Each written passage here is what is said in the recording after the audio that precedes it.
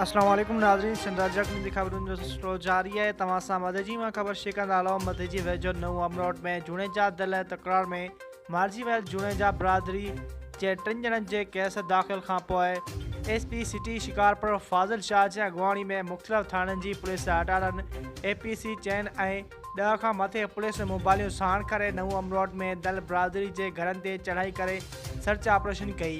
Police घरनि में दाख़िल थी घरनि में भॼ ड्राह करण सां गॾोगॾु घरनि में पियल समूरो सामान ॿुहारे वई।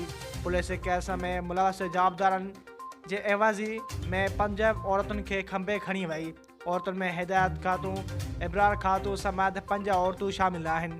पुलिस तरफ़ां मुसलसल 3 ॾींहंनि खां साॻई ॻोठ ते चढ़ाई करे रही आहे, पर जवाबदार हथ न अचण ते औरतुनि खे खंभे ऐं घरनि जो नुक़सानु करण बाद वापसि रवानी थिए थी। जॾहिं त साॻे पुलिस जो बरोच ॻोठ ते जुणेजा बिरादरी जे घरनि ते चढ़ाई कई वई, पर घर अॻुवाट ख़ाली हुजण ते पुलिस वापसी रवानी थी वई।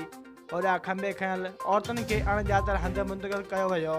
अमरोड पुलिस मौक़िफ़ ॾियण खां इनकार करे मोबाइल फ़ोन बंदि करे छॾियई।